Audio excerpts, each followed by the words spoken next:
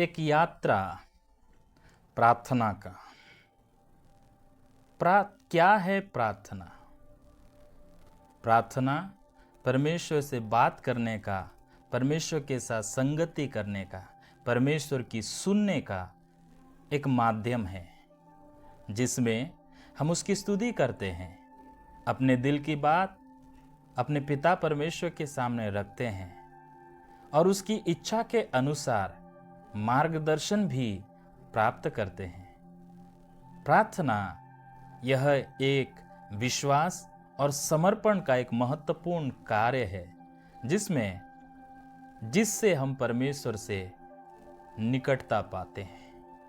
पहला थिस्सलुनीकियों 5:17 लिखा है, निरंतर प्रार्थना में लगे रहो।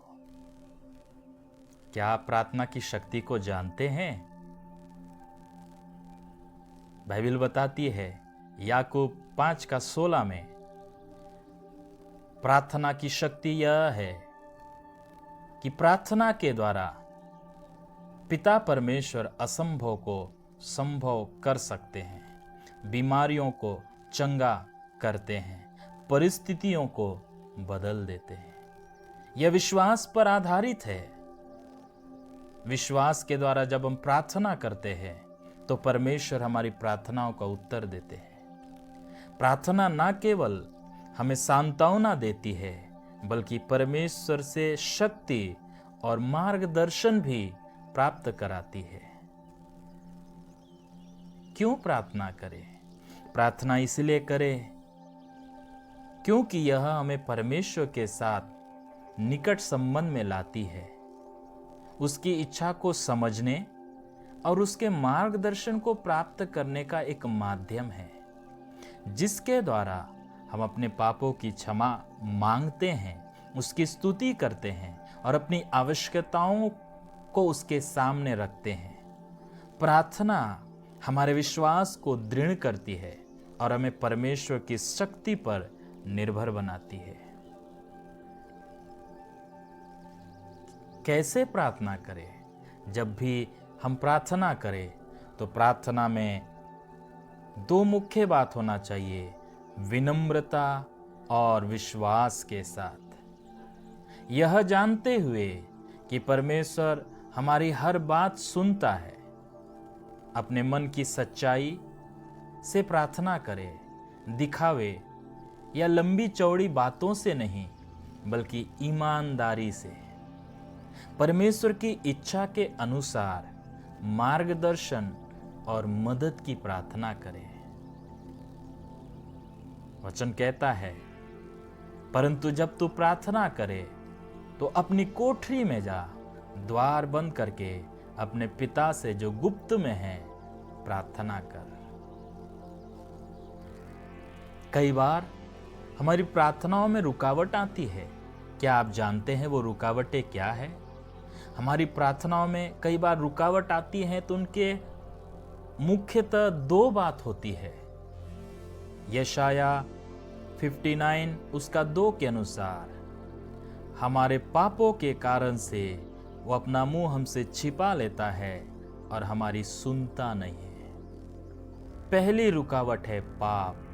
पाप को साथ में लेके या पाप के साथ जब भी प्रार्थना करते हैं तो प्रभु उसका उत्तर नहीं देते हैं। दूसरा रुकावट है विश्वास की कमी के कारण से। विश्वास की कमी के कारण से हमारी प्रार्थनाओं का उत्तर हमें नहीं मिलता। इसलिए वचन कहता है, पर विश्वास से मांगे और कुछ संदेह ना करे। याकूब 1:6-7। क्या आप जानते हैं प्रार्थना के लाभ? प्रार्थना के अनेक लाभ हैं जो विश्वासी के जीवन में आध्यात्मिक, मानसिक, शारीरिक, भौतिक, हर प्रकार से, हर रूप से सकारात्मक प्रभाव डालता है। परमेश्वर से निकटता, आंतरिक शांति, परमेश्वर की इच्छा को जानने का साधन, आत्मिक सामर्थ्य और मार्गदर्शन और सारी समस्याओं का समाधान इसी प्रार्थना के द्वारा हम मांगते हैं। ये महत्वपूर्ण लाभ है। प्रार्थना और बाइबल का संबंध, वचन का संबंध। प्रार्थना और परमेश्वर के वचन दोनों एक दूसरे से जुड़े हुए हैं। जब हम वचन से विश्वास वचन से आता है, रोमियो 10:17 के अनुसार, और विश्वास के साथ जब प्रार्थना करते हैं तो सुनी जाती है। जब हम बाइबल में लिखी हुई प्रतिज्ञा को विश्वास के साथ बोलकर घोषणा करते हुए प्रार्थना करते हैं तो प्रतिज्ञाएं हमारे जीवन में जरूर पूरी होती है। इसलिए प्रार्थना और बाइबल मनन हमेशा करनी चाहिए। समुदाय में प्रार्थना का अर्थ है विश्वासियों के साथ मिलकर परमेश्वर की उपस्थिति, मार्गदर्शन, हस्तक्षेप या अगुवाई के लिए प्रार्थना करना। यह एकता, साझा विश्वास और एक दूसरे को प्रोत्साहित करने पर जोर देती है, जिसमें वे एक साथ आराधना, मध्यस्थता और याचिका या प्रार्थना करते हैं। इस प्रकार की प्रार्थना आत्मिक शक्ति का निर्माण करती है, मसीह के शरीर के भीतर गहरे संबंध विकसित करती है। सामुदायिक प्रार्थना के साथ साथ व्यक्तिगत प्रार्थना भी जरूरी है।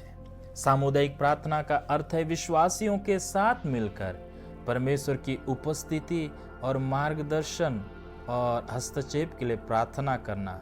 लेकिन व्यक्तिगत प्रार्थना का अर्थ है अकेले में परमेश्वर के साथ, उसके साथ संगति करना, उसके साथ बैठना, उसकी उपस्थिति में उसकी सुनना, उसकी अगुवाई को पाना।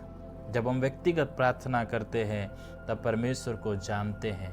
जब हम उसको जानते हैं तब उससे प्रेम करने लगते हैं। इसीलिए प्रार्थना मसीह जीवन का एक व्यक्तिगत या बहुत महत्वपूर्ण हिस्सा है, जिसको हर एक प्रभु के जन को अपने जीवन में शामिल करना चाहिए। अपने जीवन में प्रार्थना को महत्वपूर्ण स्थान देना चाहिए ताकि हम हर क्षेत्र में मजबूत हो जाएं। प्रभु के सेवक लोगों में जितने भी महान दास हुए, वे प्रार्थना और बाइबल मनन में ज़्यादा से ज़्यादा समय बिताते थे, तब प्रभु उनको इस्तेमाल करते थे। आइए एक निर्णय ले, अपने जीवन में प्रार्थना को एक महत्वपूर्ण स्थान दे ताकि हम प्रार्थना में जीवन बिता सके, जिसके द्वारा आपका हमारा विश्वास मजबूत हो सके और हम प्रभु में बढ़ सके। आइए एक निर्णय ले, आज से हम प्रार्थना में जीवन जिए।